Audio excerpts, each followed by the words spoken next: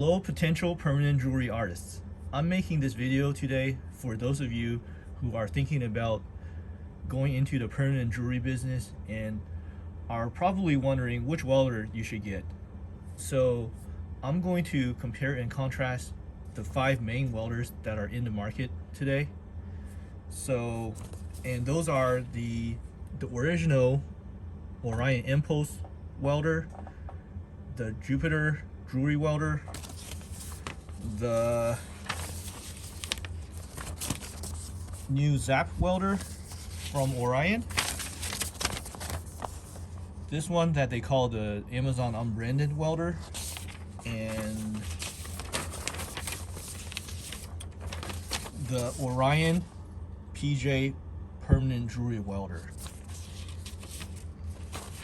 and with a special appearance by the Orion 150S pulse arc welder. So let's start with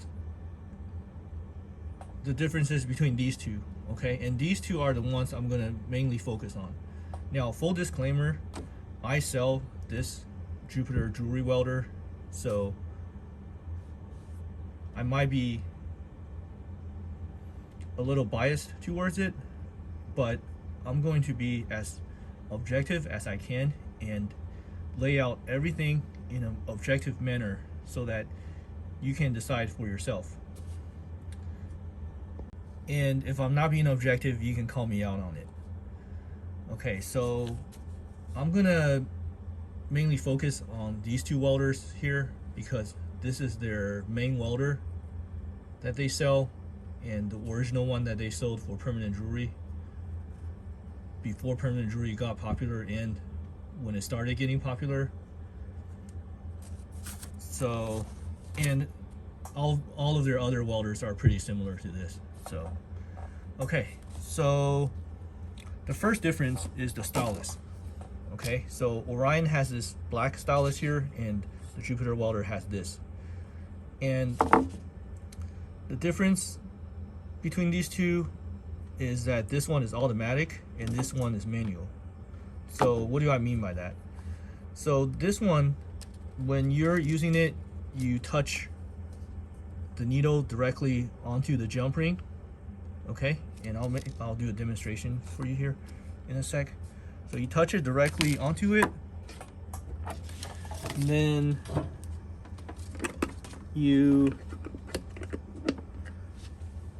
it senses that it's touching, and then the needle will retract about 1 or 2 millimeters to create a distance between the needle and the jump ring, and then a spark will shoot across that space onto the jump ring and melt the metal, and thus creating your weld.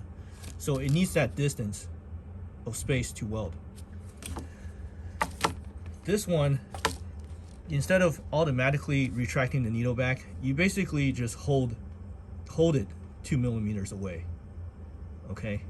And then you trigger the trigger mechanism and the spark will shoot itself. So this is manual. Now, what are the advantages of having automatic needle retraction? Well, for one, some people might find that it's a little bit easier to use because you touch it, okay? And then it does the thinking for you. You just touch it and then set it and forget it, okay? But, you know, for me personally, I don't find it that much easier. I mean, it's pretty much, it's really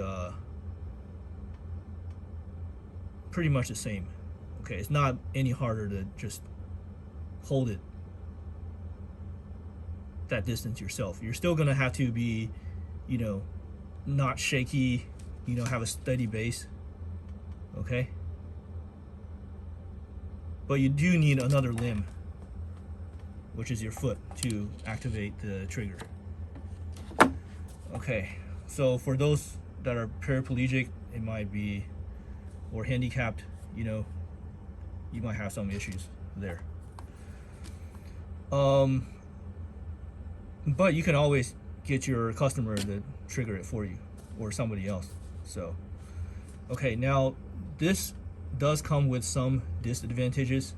Okay. The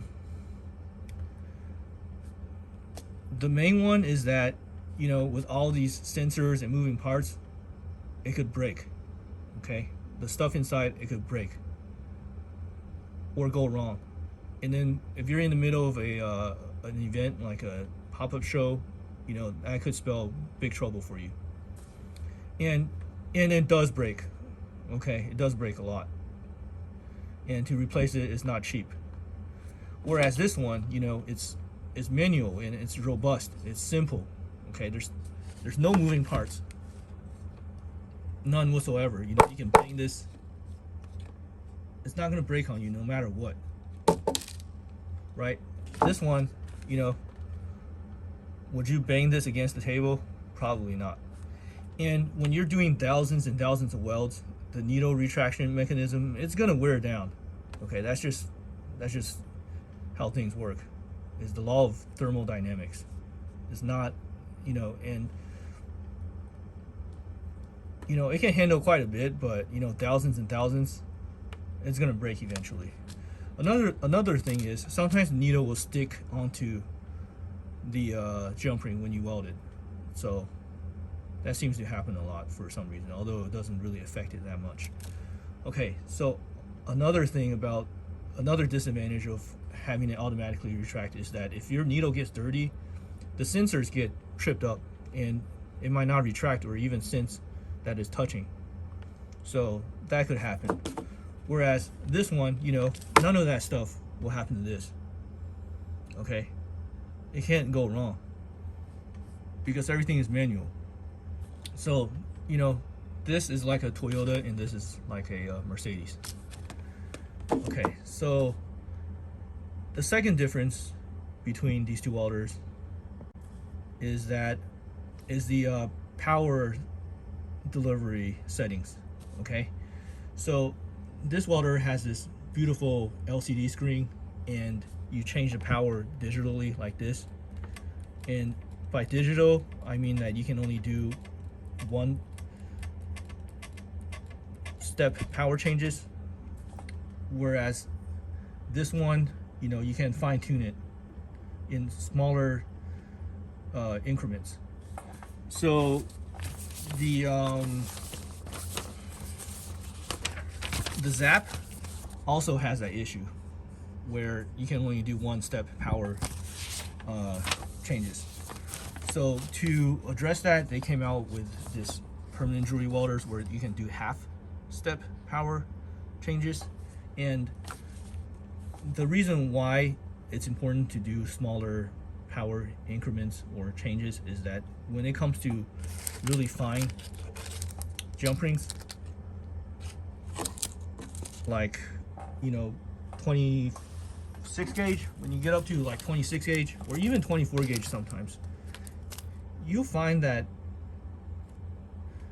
you know, one power might be just too low and another one might be just too high. So you want that half step, okay?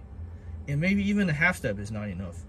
So with this welder, you can do, you know, you can tune it as finely as you need to, okay, without paying this price. And so I think that in order to do the same type of power changes with Sunstone, you need to get the Orion 150 pulse arc, but then, you know, you got to pay the 150 price here. I should mention another thing about their stylus, and is that Orion doesn't have stylus extenders for their Zapp welder. You know, they don't allow stylus extenders, and the reason why they did that is because, you know, they want you to have a reason to spend the $2,000 to get their Orion Mpulse or PJ. So that's one of their marketing strategies for these two machines. But, you know, there was no reason why they couldn't make it for the Zapp. Whereas the Jupiter welder, you can get a Stylex extender, and it's going to be a lot cheaper too. For the Orion Impulse, it's going to be $200 or $300 for that, you know. So, you know, is that a good strategy for them to do to their customers? You know, Orion is a company that prides itself on customer service, and that, you know, they always say that they'll take care of you. But, you know, when they have this type of selling strategy, you know, it seems, you know, kind of off track, so to say. So, you know, I guess this just shows you the duality of human nature that's in all of us. You know, Orion is still just a business at the end of the day, or not just a business, but a business at the end of the day. And, you know, we're all good and bad. None of us are pure one or the other. So anyways, that's enough philosophizing for today. Okay, so another thing I should mention about the stylus is that the Zapp stylus is a cheaper version of this Sunstone black stylus, because, you know, they were trying to save money, so they cheapened out on that. And I think, I'm not exactly sure, don't quote me on it, but I think someone mentioned that it's the same one as this Amazon unbranded stylus. So, you know, that might be a issue here. And this welder is still new, so they're still working out some kinks to it, and they're having some issues, as with all you know, machines that are the first batch. You know, it takes a while before they work out the kinks, so that might be an issue for you. Okay, you might want to hold out before purchasing it. Although you know, I'm not saying that you will for sure. It's just something that might happen. Okay, so let's talk about this machine here. Okay, this one is what they call the Amazon unbranded welder, and whenever you weld with it, you're always going to be using the lowest power settings, and you can weld 22 gauge jump rings, but when it comes to 24 gauge, which requires lower power setting, you start running into issues, and it cannot weld 26 gauge jump rings. Okay, so that's the thing with this. It's also really big, so that might be an issue for you when you're if you're planning on traveling with it. Although, you know, you could work out those issues. So that's the deal with this welder. Okay, so another difference between the Jupiter welder and the Orion welders is that the Jupiter welder doesn't have an argon gas port, although you can use a third-party argon gas distributor for it. So let's talk about argon gas, the big elephant in the room. So if you're familiar with the permanent jewelry community, you know that this is a highly contested subject. And so what is the truth about it? Do you need argon gas for permanent jewelry? And the short answer is no, you do not need argon gas. Okay, so Orion released this flyer in their Facebook group that shows you the differences between argon and no argon, and they're trying to show you that, you know, with argon you get this type of weld, and with no argon you get this type of burnt up weld. So I'm here to tell you that, okay, this is not true. Okay, this is fake news. They only recently started peddling argon because, you know, when they were starting to get competition from welders that doesn't take argon like this one, you know, they wanted to make that a selling point for their welder and try to encourage you to use argon, and also trying to tell you that you have to have it, whereas their position before is not necessary, but it helps. Now, I'm here to tell you that not only does it not help, or helps very, very little, the benefits you get from it is way not worth the hassle that it takes to set up a system to weld with argon, especially during your pop-ups or whatever. So one of the reasons to use argon is that they'll tell you that the welds without argon is going to be weak and brittle. Okay, so that's what they're trying to show with this picture. But I don't know how they got this weld here. Okay, but just because you're not using argon, you're not going to be getting this type of weld. Okay, and I've done one already, but let me do another one to show you. Okay.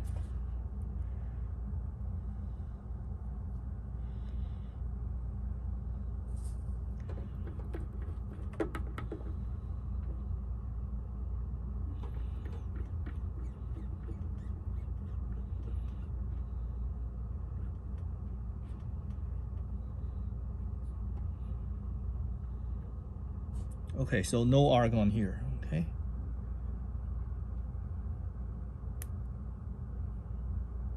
Let me try to adjust this. Let's try this setting. Okay. So, everything ready, and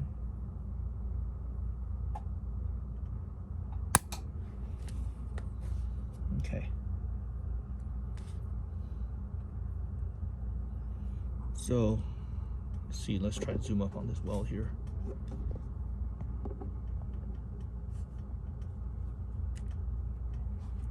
Okay, so if you can see, do you see how nice and solid that this weld is? Okay, that's this weld here. Although this one that I did with the Jupiter welder is actually a stronger weld than theirs, because with the Jupiter welder you're able to melt more of the ring here, and that creates a stronger weld as shown here. Okay, you might not be able to do this with the Orion. No, I'm sure you can, because I have one here. And now that is not a brittle weld. Let's do a twist test here for you. Okay.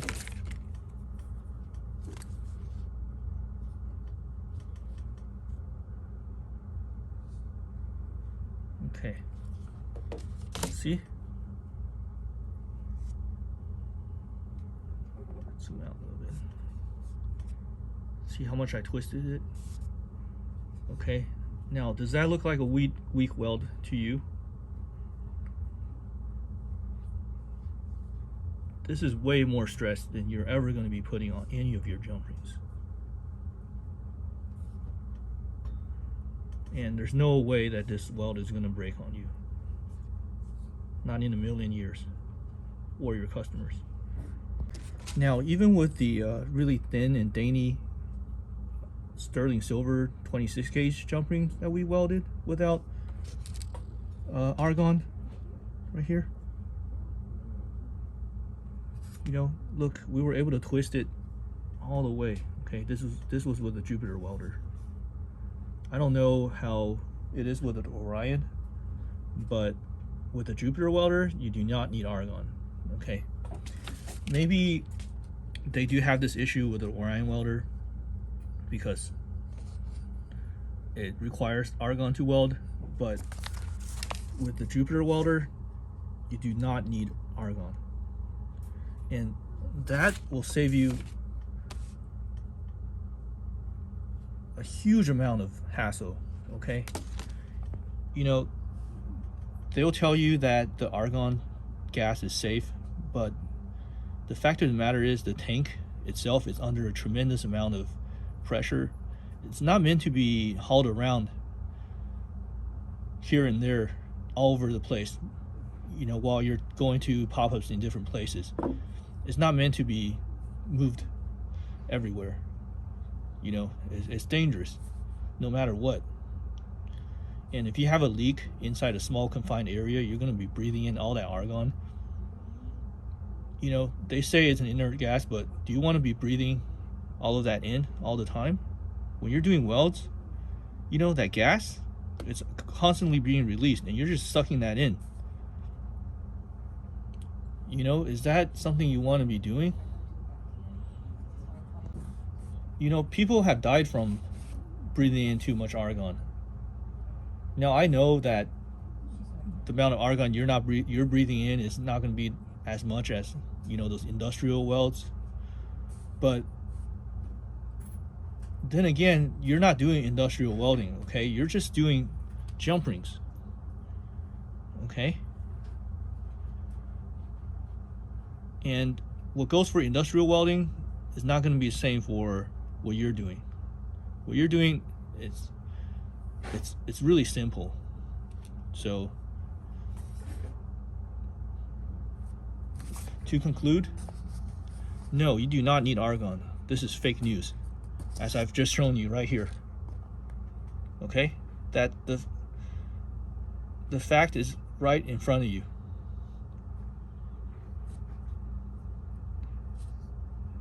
This is not a weak weld. So I just proved this wrong. Okay, so no, you don't need argon. Okay, so now one of the key selling points that Orion has for their welders is the low power delivery, where you can weld really thin and dainty jump rings that this welder cannot do. Okay, so let's see if the Jupiter welder can do that too. Okay, so today I have the 26 gauge 4mm sterling silver jump ring here, and these are really thin and dainty and brittle and hard to weld. Okay, so these are probably as small or as thin of a jump ring you're ever gonna go. So if you can weld these, you're good to go. Okay, so let's try to do one on the Orion first. Okay, so I've done them on 5 watt and it works. So let's try again. Okay.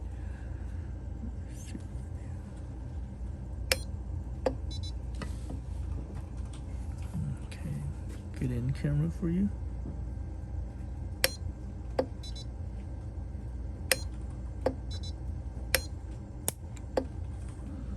Okay, so oops, dropped it. Where did it go? Okay, let me just do another one. That one went into the nether world.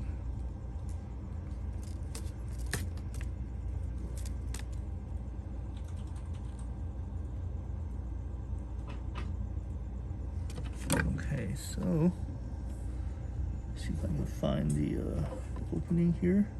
Okay.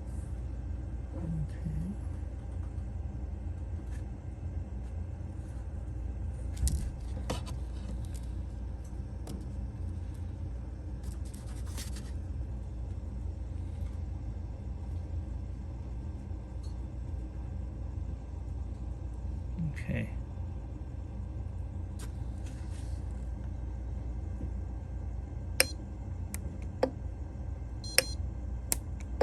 Okay, so yeah, let's do a twist test. Okay, see? Okay, so now I'm going to weld the same jump rings with a Jupiter welder.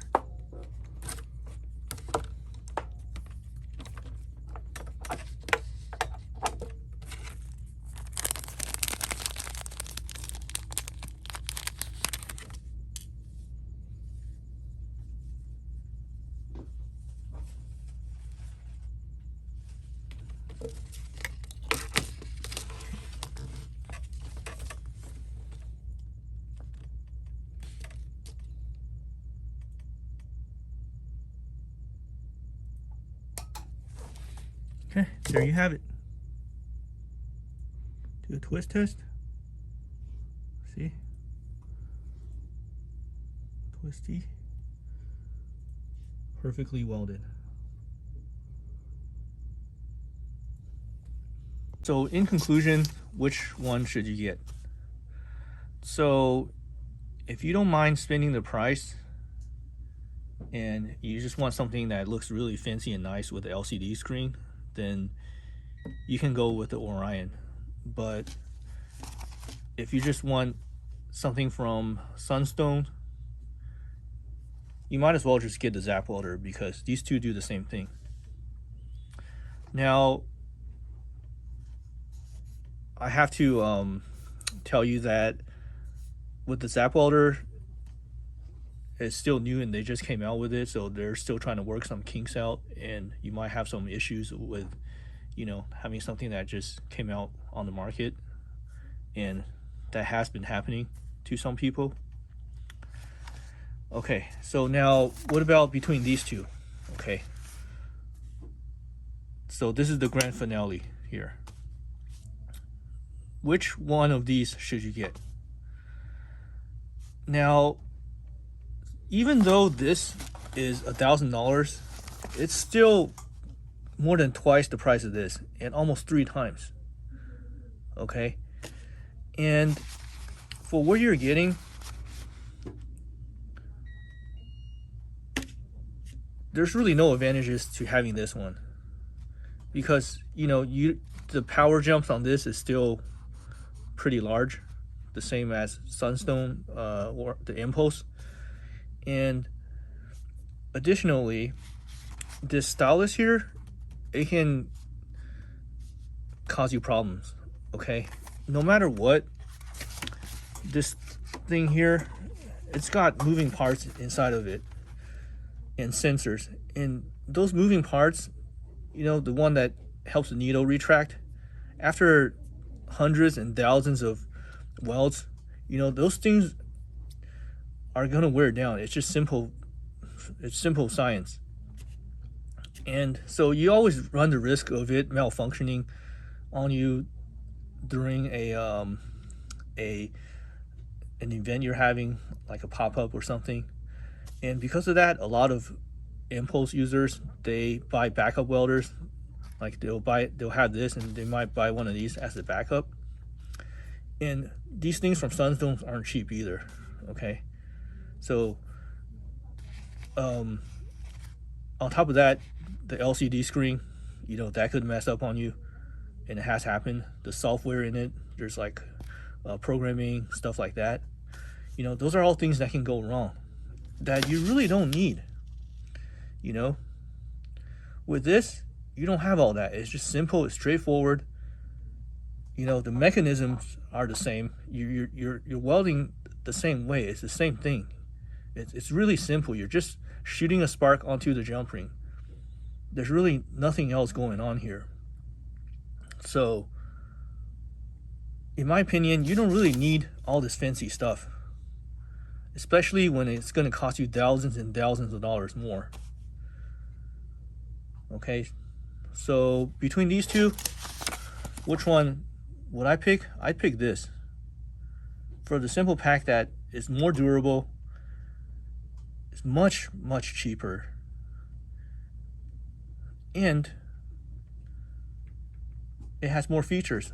On top of that, you don't need argon with this. Okay, with this, you know, if they're getting this type of welds that they say they're getting without argon, I mean, that's a big problem.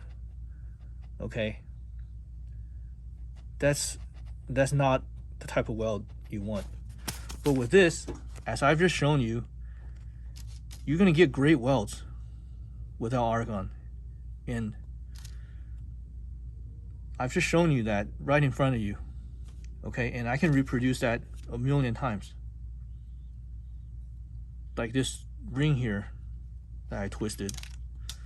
So in conclusion, I think this is the best welder to get. It's the cheapest. You do not need argon. It's the cheapest. It has the cheapest replacement parts. You know, you can get a stylus and grounded plier extender for really cheap, whereas this and this one, you can't even get that. Okay, to get that, you have to buy this one, and it's really expensive. And so yeah, that's pretty much it.